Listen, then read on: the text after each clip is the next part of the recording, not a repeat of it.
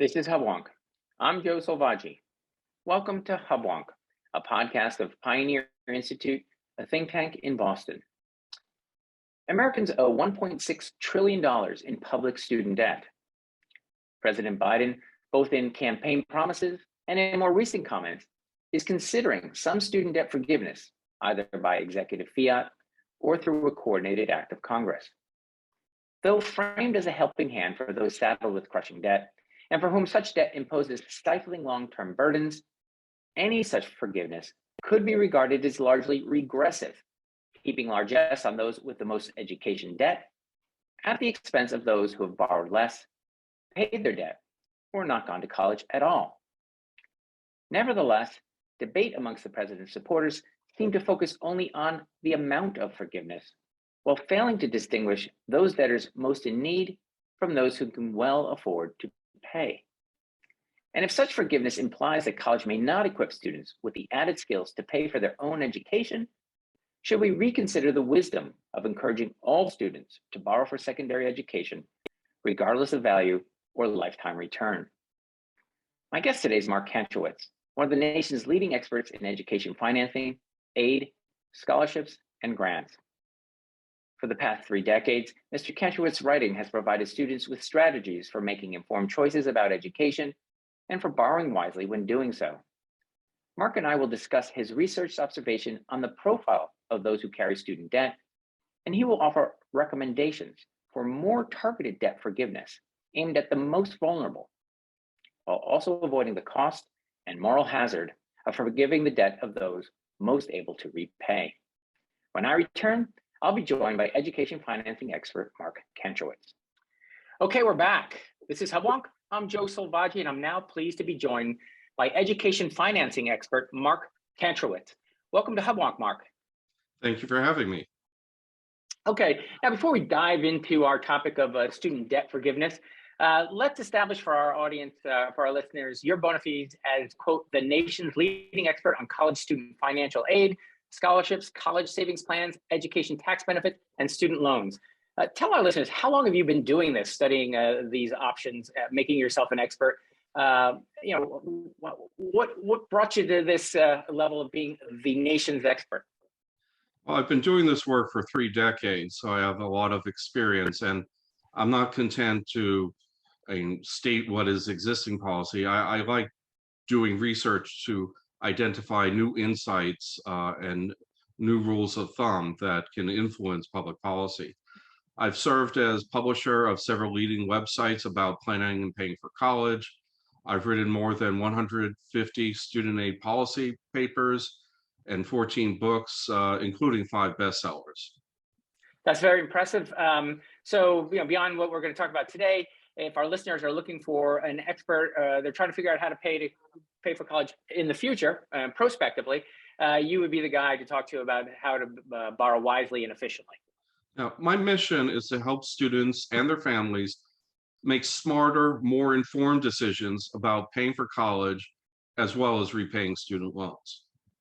So we're going to not just talk about the future. In this case, we're going to talk about loans already incurred. So let's jump into our topic. We're going to talk about the concept of a student debt forgiveness. Let's set the stage for our listeners interested in this topic. Largely, it's brought on by President Biden's recent murmurs that, quote, I'm considering dealing with some student debt reduction.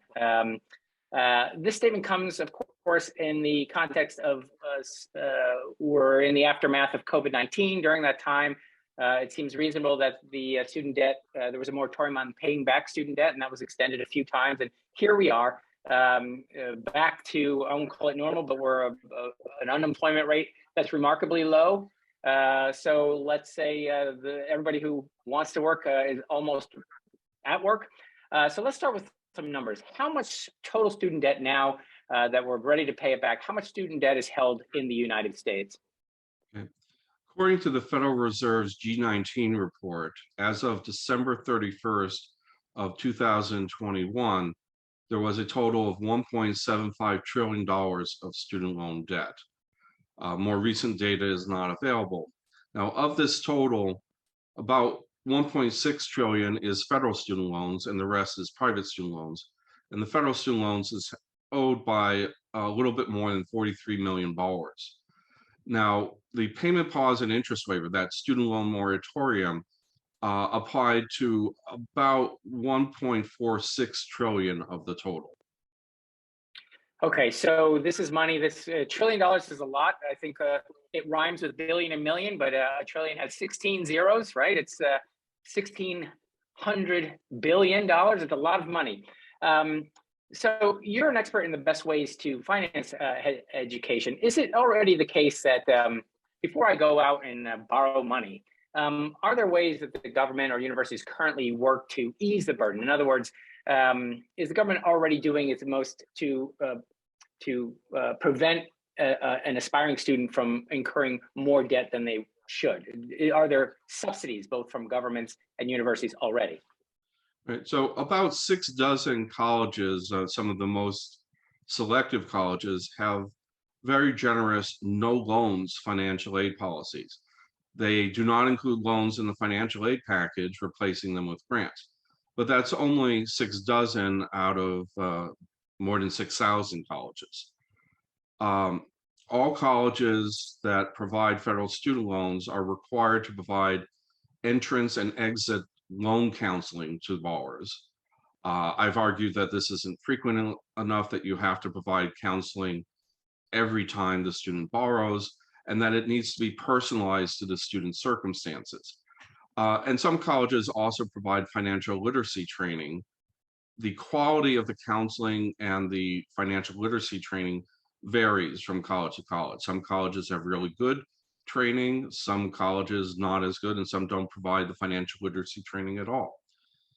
Now, every college since 2011 has been required to provide a net price calculator on their website. This is a calculator that students can use to generate a personalized estimate of their 1-year net price. The net price is the difference between total college costs and gift aid. Gift aid includes grants, scholarships, and other money that doesn't need to be repaid. It's like a discount on the college costs. And total college costs include not just room and tuition fees, but also room and board, book supplies and equipment, transportation, miscellaneous personal expenses. So the net price is the amount of money that the family or the student will have to pay from their savings, from contributions from income, and from student loans. The student loan debt at graduation correlates very strongly with the net price. Now, students should consider choosing a less expensive college. They don't need to go to the most expensive college in their field. Besides the no loans colleges, which have a very low net price because they give more of the aid as grants as opposed to loans, an in-state public college for most students is going to be the least expensive option. An in-state public college costs about a quarter to a third the cost of a private college. You can also save on college costs in other ways, such as by buying used textbooks or selling them back to the bookstore at the end of the semester, minimizing the number of trips home from school. And in general, what you need to do is live like a student while you're in school, so you don't have to live like a student after you graduate. Oh, that's a great takeaway. I like that slogan. And of course, when we talk about some selective schools, I did a quick look up. Harvard, if your family makes less than 75,000, it's free. I think your MIT, that's your alma mater, I believe, also 75,000 or less, or even up to 140,000. It's next to, close to zero to attend. But for most schools, that's not the case. I'll just point out, I share your concern that colleges, though they are tasked with educating students on making wise decisions, there's a conflict of interest, right? Because if you're an expensive school giving counseling, you've got a disincentive to make it clear to the student how much they're going to owe in the future. Is that right? That's right. And the financial aid award letters sometimes are as clear as mud, blurring the distinction between a grant and a loan. So the student is left with not really understanding how much they have to borrow to pay for their college. And sometimes they'll refer to a loan as an award and not really have any signals that this is money that needs to be repaid. So we do want, so we're both advocates of students approaching college with eyes wide open and saying, okay, I'm going to get the education, but I'm going to have to pay X to get it. So let's just address some of the sort of narratives that those who are interested in forgiving student loans, I think a lot of well-meaning people who may be sympathetic to these types of policies imagine that student debt really is a byproduct of a student coming from a family with fewer resources and must borrow to pay for school. You've answered, I think, already that there are choices. They can go to less expensive schools, maybe state colleges, that sort of thing. But is there a correlation in your analysis between how much debt is held by students in general and, let's say, the family income there? In other words, are poor kids the ones who are taking on the debt? Well, and first of all, let's establish that college means debt. Of students receiving a bachelor's degree, more than 70% graduate with student loan debt. If we limit it to students who applied for financial aid, filing the FAFSA, then 7/8 of them graduate with student loan debt. One of the most effective ways of eliminating the need for student loan debt is to pick wealthy parents. Of course, the reality is that you can't do that. But when I've looked at Pell Grant recipients versus non-recipients, the Pell Grant recipients, and these are generally very low-income students, it's a good proxy for low-income status, they are much more likely to borrow for college than middle and high-income students, and they graduate with more debt. So we expect our least capable of paying, students who are least capable of paying for college to borrow the most. And that's a sign that we're not giving adequate grants to these students. I mean, the Pell Grant historically has gone up by only about $100 a year, even as college costs go up by thousands of dollars a year. Now, among students who graduated with a bachelor's degree in 2016, 84% of Pell Grant recipients graduated with student loan debt. That compares with 61% of other students. And they graduated with a few $1,000s more student loan debt. Okay, so let's break it down more granularly. Again, 1.6 trillion divided by the number of students. Is this sort of, are students, is there sort of a uniform profile of the debt, or are a few students owe $1,000 and others owe hundreds of thousands of dollars? And we really haven't gotten down into the nitty gritty of, we're only talking about undergraduate. My research, arguably nothing like yours, seems to indicate that the massive debt is incurred by those who choose to go to graduate school. It might be a professional school like law school or medical school. Break down, is everybody about the same debt, or we got huge disparities? Well, we often hear news stories about a student who graduated with a bachelor's degree and $100,000 or more in student loan debt. Mind you, you can't do that just with federal student loans. You need private student loans to do that. The reality is that 90% of bachelor degree recipients graduate with less than $50,000 in student loan debt. And among those who graduate with six-figure debt, most of them are graduate students with degrees in medicine or law. It really is an exception to the rule when a student graduates with six-figure debt for an undergraduate degree. I mean, that's usually a sign that something is not being done right, that they're at too expensive a college, or that nobody try to raise their awareness that they're taking on too much debt. Because generally speaking, if your total student loan debt at graduation is less than your annual starting salary, you should be able to afford to repay your student loans in 10 years or less. It's when your debt exceeds your annual income that you'll struggle to make those loan payments, and you'll need an alternate repayment plan like extended repayment or income-driven repayment to yield a more affordable monthly loan payment. These repayment plans reduce your monthly payment by increasing the repayment term to 20, 25, or even 30 years, which means you're going to be paying a lot more interest over the life of the loan, and you'll still be repaying your own student loans when your children go to college. So it's like graduating with a mortgage. That sounds a little bit daunting. Is there a correlation? Now, we said there's students who incur the six-figure debt, might be in professional schools, graduate schools, medicine, law. Those are, I think, notoriously well-paying industries. Have you broken down where the debt lies amongst low income, medium income, and high income? I love your sort of back of the envelope rule of thumb, which is you ought not to incur more debt than your expected annual salary upon graduation. Great nugget there. But how, given the profile of who owes money now, are they low income people, medium income, or even high income earners? There's a superposition of two curves. One is people who took on a more lucrative degree, like a graduate degree, and therefore have higher debt, but also higher income. And people who didn't graduate at all, they have less debt because they weren't in college for as long, but they don't have the degree that can help them repay that debt. So they're much more likely to struggle. That's why you often hear statistics about the average debt of people who default on their student loans being under $10,000. It's actually a little bit more than that. And that's because the likelihood of default increases as the debt to earnings ratio increases. The greater debt as a share of income, the more likely you are to default.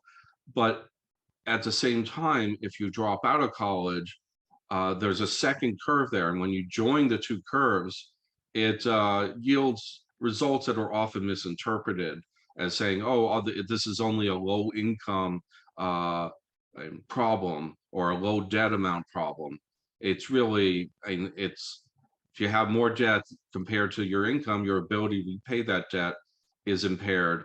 And if you drop out of college, you're much more likely to default on your student loans than someone who graduates. So I think we're having a disconnect between the cost of college and the benefit of college. It seems odd that one would incur debt for something that doesn't help them pay that debt or doesn't better help them pay for debt. Let's start to talk about some of the remedies, some of the numbers banded around now for forgiveness. Again, I'm jumping ahead to forgiveness. We don't want blunt instruments such as across the board forgiveness.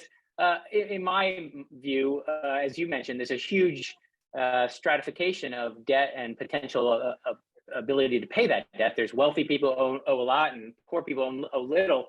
And ironically, or not ironically, but the lower income people with smaller debt are at most risk. If we start forgiving all debt across the board, whatever that number is, it's inevitably going to wind up forgiving debt for people who have the most ability to pay back that debt. Isn't that just obviously true? Yeah, and that's one of the things that some people object to in a broad student loan forgiveness program, which is why would you forgive the student loans of someone who is capable of repaying their student loans? They argue that student loan forgiveness should be targeted at the borrowers who have financial need and not at wealthier borrowers who don't really, they want loan forgiveness, but they don't need loan forgiveness. Yes, indeed. And again, one of my little mantras is the fact that the government doesn't have its own money. So that money that's going to pay off wealthy college graduates, perhaps doctors and lawyers, is coming from people who didn't go to college and perhaps pay their taxes. And that money is getting taken from someone who didn't go to college and given to someone who did. Presumably, if college is worth anything, that seems a difficult program to accept. Now, we do already have programs, government programs from the Department of Education that does serve to forgive loans even before any talk of any future program. Right now, there are several national programs that allow some loan debt to be forgiven. Can you share with us what are some of those programs? Well, they tend to fall into two groups. One is for people who fulfill some sort of public policy objective, such as getting people to teach in a national need area or other public service. So you have teacher loan forgiveness, you have public service loan forgiveness. The other group is discharges for people who are unable to repay the debt or can repudiate the debt in some manner. So if you die and your ability to repay the debt is impaired, and so there's a death discharge. If you're totally and permanently disabled, there's a disability discharge. If you're the victim of identity theft and didn't actually borrow the loans, there's an identity theft discharge. And yeah, in looking at these programs, and I want you to tell me I've read it wrong. I think recently the Education Department recently announced it was forgiving $6.2 billion in student debt for those working in the public sector. Now, I know public sector jobs are not lucrative necessarily, but they are fairly paid, I assume, if people show up for them. This program seems to be a bit self-serving, that the government would forgive government loans for people who work for the government. Am I getting that wrong, or is this shamelessly self-serving? Well, members of Congress aren't eligible for public service loan forgiveness. And the program is tied to a specific set of repayment plans called the income-driven repayment plans, where your monthly loan payment is based on a percentage of your discretionary income as opposed to the amount you owe. If you're a higher income individual, you will pay more under those plans than someone who's a low income individual. And generally speaking, in order to qualify for some loan forgiveness, your total student loan debt has to exceed your annual income. So this isn't providing loan forgiveness to high-paid DMV workers. It is going to people who are taking low-paying jobs despite their high amount of debt in order to give back to society. So an example might be public interest law, like a public defender. They don't get paid very well. I mean, $40,000 is kind of typical, yet they may have hundreds of thousands of dollars of student loan debt for a law degree. If there weren't for the income-driven repayment plans and the possibility of public service loan forgiveness so that you're not basically an indentured servant, not just a public servant, they wouldn't go into these fields. The debt would be so big that it would provide a severe disincentive to pursuing a public service career. So public service loan forgiveness removes the debt as a disincentive. Another example is social workers. For a master's of social work, I mean, your debt might be $70,000, $80,000, $90,000. Those jobs pay $30,000, $35,000. There's a mismatch between how we compensate people for these public and national need areas and how much debt they have to take on to get a degree in that field. So effectively, the government needs to effectively subsidize those professions so as to incentivize people who would otherwise not choose them to choose them. So right. that puts me a little. It's also it's a lot less expensive for the government to provide public service loan forgiveness than to pay these people more. I mean, if they were to pay them what they could get in the private sector, they wouldn't need public service loan forgiveness. Now, public service loan forgiveness, it's based on how much debt you have. And once that debt's forgiven, there's no more payout. Whereas if you were to pay higher salaries, then that would be higher income over the work life of that individual. So in a way, public service loan forgiveness saves the government money. I'm curious, I just want to divert for a second. If the government forgives my loan, let's say I owe $100,000, and the largesse forgives that loan. I know from my independent business world that if my firm gives me a loan that they say you no longer need to pay back, that's considered a gift and it's considered taxable. Would someone who's been forgiven a $100,000 loan be then sent a whopping tax bill for the gift that's been effectively given? Right, so it used to be the case. Now, IRS considers that if someone cancels your debt, it's as though they gave you the money to pay off the debt, and that money, that amount that's forgiven, is income to you.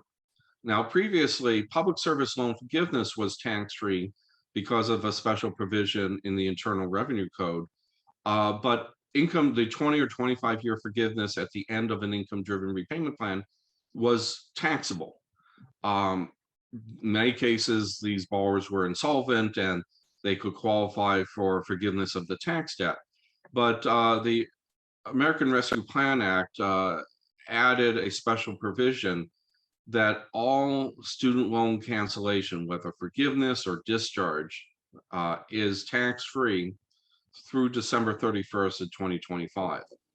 And President Biden has called in his budget for that to be made permanent. And it seems likely that it'll either be extended or made permanent. It applies not just to public service loan forgiveness and income-driven repayment, but also to the death and disability discharges. And they were charging the tax liability against the estate of the decedent. That just doesn't seem right. So you've done a lot of research on ways to more to target forgiveness, as opposed to just saying across the board, everybody, the first $10,000 of your debt is forgiven, regardless of your income or your prospects for paying it back. What are some of the more targeted or criteria for debt forgiveness? How do we target the people we really want to target? That is, low-income people who really just can't get out from beyond their debt. How would you design a forgiveness plan that's more effective than a across-the-board amount? Right. So you could do means testing, where you would forgive the student loans for someone who has an income below a particular threshold, maybe $50,000, $75,000. And that would reduce the cost. It would also reduce the number of borrowers who qualify. But the problem with means testing is that it would require some kind of an application process. And that means it can't be done automatically. And the recent trend, I mean, what the Biden administration has done a lot of, is making loan forgiveness, the existing loan forgiveness programs, automatic, like doing a data match between the US Department of Education's records and the VA or the Social Security Administration in order to implement the disability discharges or special treatment for the debt of members of the US Armed Forces, where the interest rate is capped at 6%, and similar provisions. Also with public service loan forgiveness, members of the US Armed Forces are eligible, but just matching up that data to facilitate that is beneficial. So I tend to like having a specific dollar amount of loan forgiveness because it's much easier to implement. But rather than provide the forgiveness to everybody, $10,000 of loan forgiveness to every borrower would cost $375 billion, and completely erase the student loans of a third of borrowers. Provide that loan forgiveness only to people who owe $10,000 or less. That reduces the cost to $75 billion, but still completely erases the debt of a third of borrowers. And it tends to be better targeted at borrowers who are lower income. And it's not perfect, because you still have wealthier borrowers who just happen to have paid down their debt to under $10,000, but it is much more effective than saying everybody gets a freebie. I see. I want to change the focus of our lens a little bit, and I think we touched on it when we were talking about, sort of prospectively, when I'm thinking about taking on debt and going into college and choosing which college and frankly which major, what do I do for a living, and comparing what my debt will be relative to my income. Aren't we, in a sense, if we are effectively forgiving debt for people who are of lower income, effectively subsidizing those fields that generate less income? Aren't we creating incentives or distorting incentives so that students choose, perhaps instead of high-paying, let's say, STEM majors, they become, theater majors or poetry majors? Don't we run the risk of saying, okay, choose your path, costs be damned, and the less you make, the more we're likely to subsidize afterward? This seems to me to perhaps be steering people in directions that aren't good for their long-term well-being. Well, this is a problem that's often referred to as moral hazard, where if you know that your student loans are going to be forgiven, then you increase the amount you borrow. However, if they limit the amount of forgiveness to, say, $10,000, that means that the borrowers will still have to repay the rest of their student loan debt. That tends to minimize the risk of moral hazard. any kind of loan forgiveness program will have those potential problems. I tend to favor solutions which reduce the need for debt by providing more grants, targeted grants up front, such as doubling or tripling the Pell Grant, that not only increases who goes to college and who graduates from college, but it also reduces the amount of debt at graduation. Whereas a loan forgiveness program doesn't increase college access or success. Okay, let's pull the lens further back. Pell grants are money coming from the government, and the deep dark secret is the government doesn't have its own money. So it's coming from you're essentially giving money, whether in the front end or forgiving in the back end. You're taking money from people who didn't go to college and giving it to people who do. Which, in a sense, again, we accept that where you get taxes give you less of something and subsidies give you more of something. Aren't we, in a sense, calling education in general just a common good worthy of taxing people who don't do it and giving it to people who do? What public benefit is it to continuously and perhaps in the broadest strokes possible send everybody to college? Aren't we sort of missing the point here? If ultimately the college doesn't generate the revenue necessary to pay back college, isn't the value proposition something we should consider? Well, college is not just a private good benefiting the student, it's also a public good. A college graduate with a bachelor's degree pays more than twice the federal income tax of someone with just a high school diploma. So people tend to personalize this issue, asking why their taxes should be used to pay off someone else's student loan debt.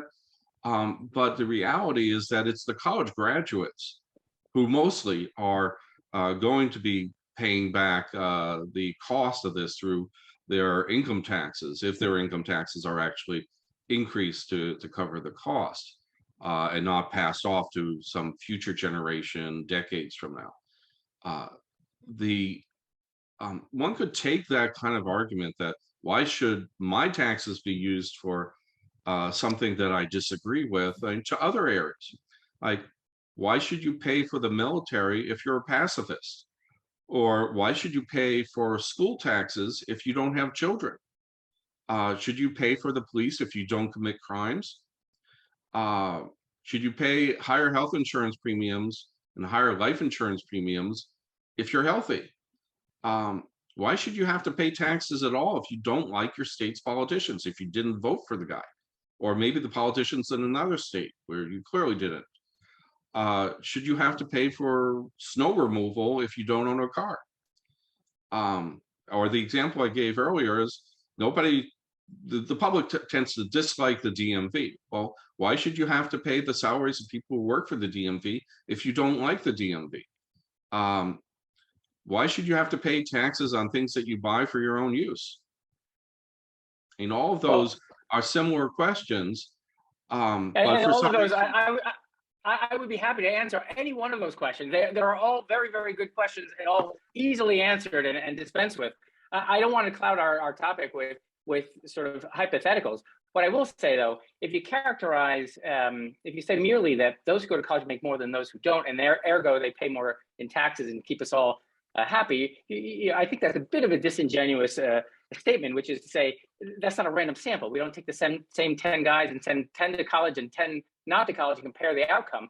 The people who go to college are self-selected and arguably have profound advantages over those who don't.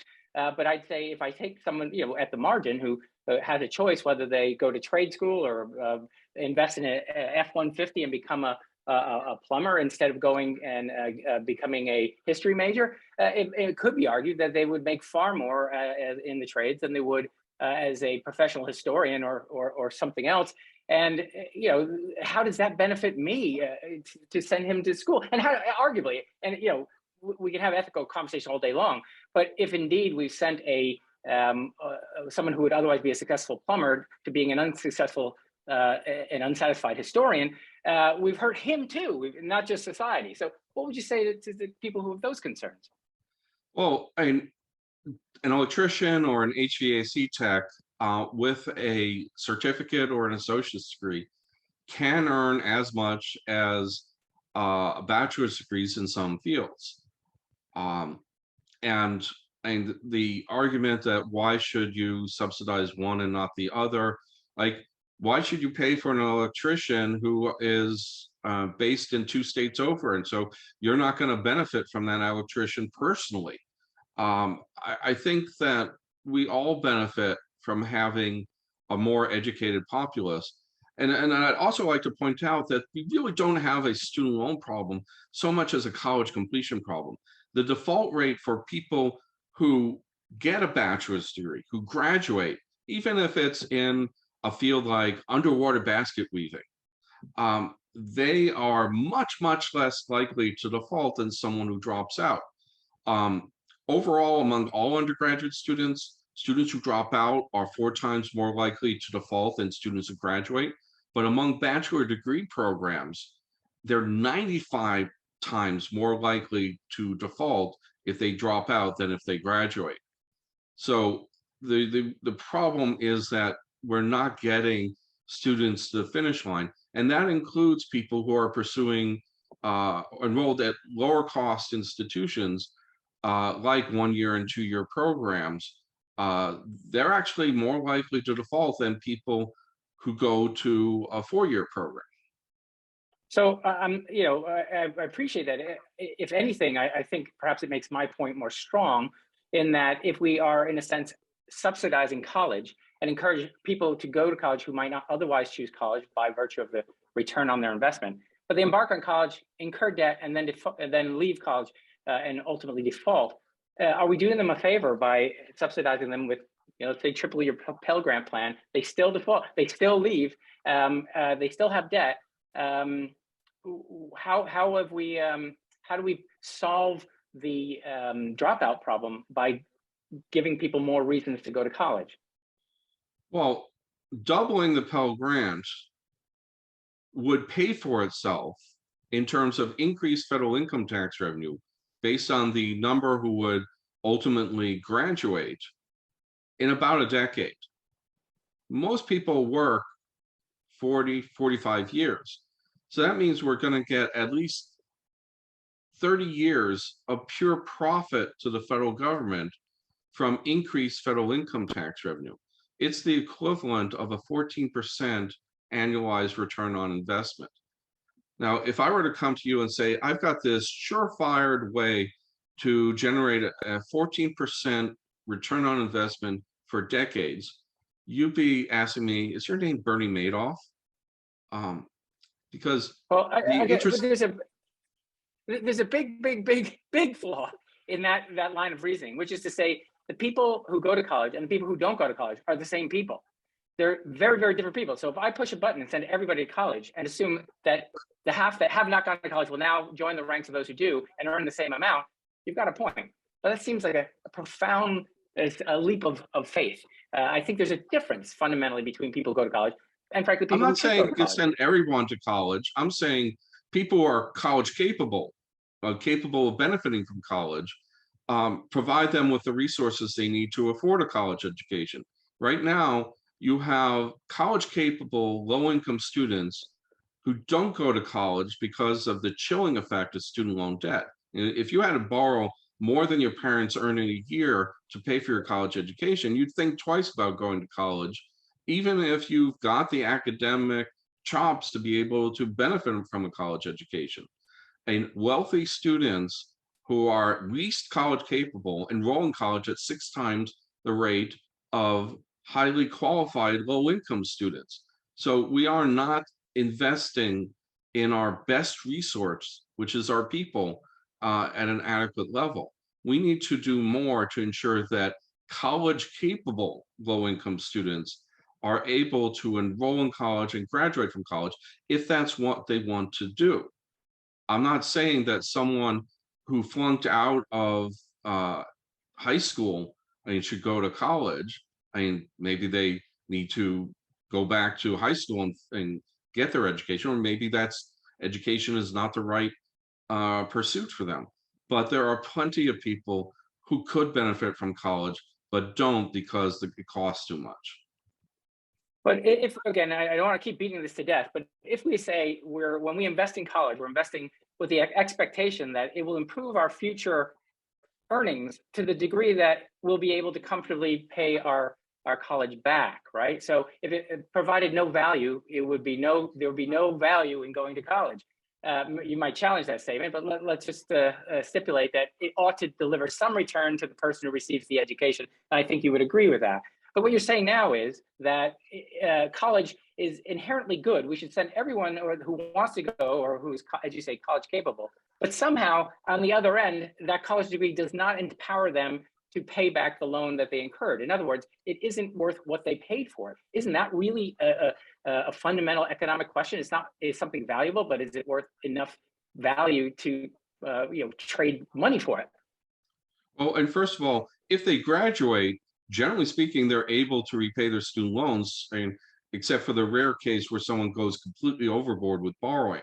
You need to peg the aggregate loan limits to the expected annual income of the degree level and the academic major. The problem is people who drop out, as I said before, have the debt but not the degree that can help them repay the debt. So this isn't a issue of people are graduating from college and don't have the income because they picked a low-paying career. And oftentimes those low-paying careers give back to society in other ways. The point is that the federal government is profiting off of college-educated people.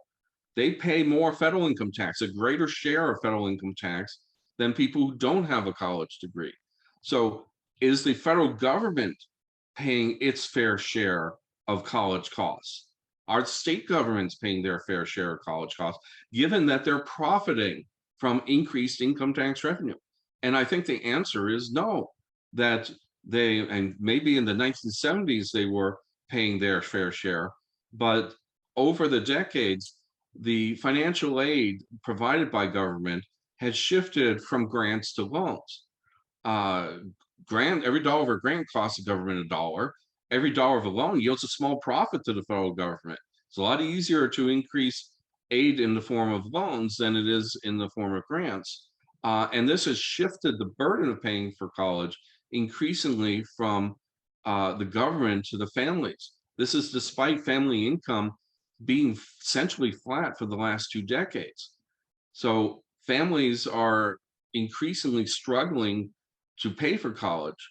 Now, the only form of financial aid with any degree of elasticity is loans, because their income hasn't changed. So they either have to send their child to a lower cost college, and that's not just from private colleges to public colleges, it's from 4-year colleges to 2-year colleges, 2-year to 1 year, and 1 year to no post-secondary education, or they have to borrow more. And that's why we see very steady increases in the average debt at graduation and the total student loan debt outstanding. And that's because the government is not carrying its fair share of the costs. I'm not sure I follow that logic, but it seems to me that you want to assert that the government needs college education more than the individual student needed. No, it's a partnership. It's a partnership. Part of it gets paid back by the student, part of it gets paid back by the government, and the government still comes out ahead financially when you look at the impact on federal income tax revenue from getting these students to the finish line. But so does the student. Yes, they both benefit. But again, we don't want to do an economics degree here, but public good is not. It's good for the public. It's non-rivalous, non-excludable. That sounds like a private good, not a public good. If I go to college and get a PhD, it benefits me. Sure, I'll pay more in taxes in my life, but I should be willing to pay for what I consumed or what I gave to myself. I mean, why not? Why privilege education? Why not give subsidies for people to become electricians? Why privilege academics? I'm not saying that they shouldn't pay anything for their degree. I'm just saying that the federal government doesn't pay its share based on its share of the benefit. I mean, the federal government needs to do more. The people who need forgiveness are the people who, through often through no fault of their own, have are unable to repay the student loan debt. Maybe they got that PhD trained to be a rocket scientist, and the day after graduation, they're in a car accident and they're paraplegic and they can no longer do the job for which they're trained. That's why we have a disability discharge.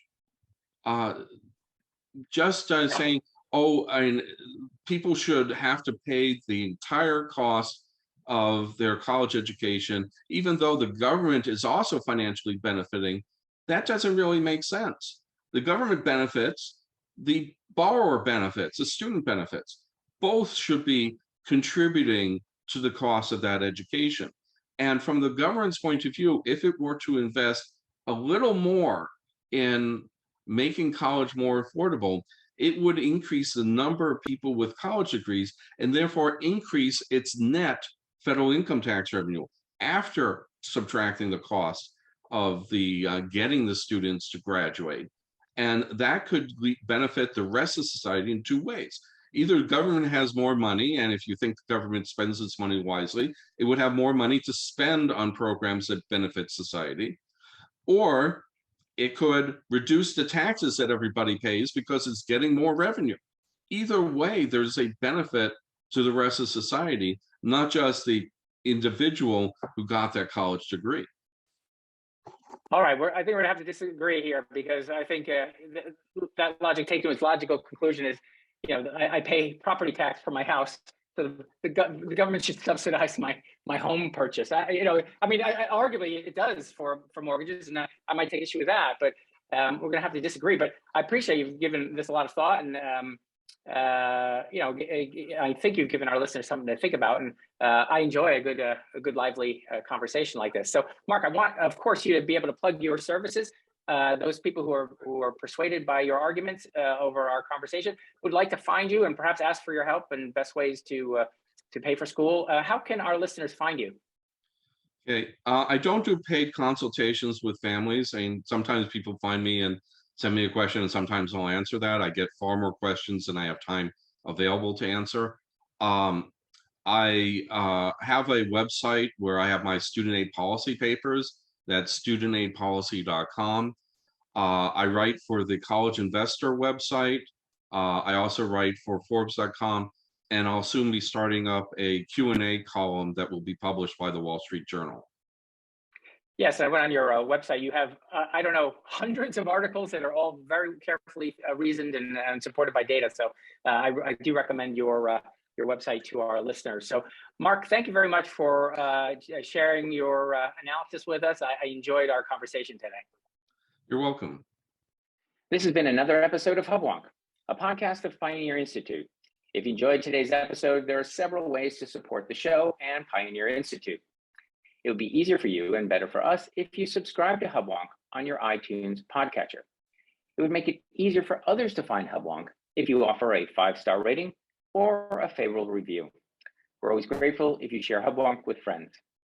If you have ideas or comments or suggestions for me for future episode topics, you're welcome to email me at hubwonk@pioneerinstitute.org. Please join me next week for a new episode of Hubwonk.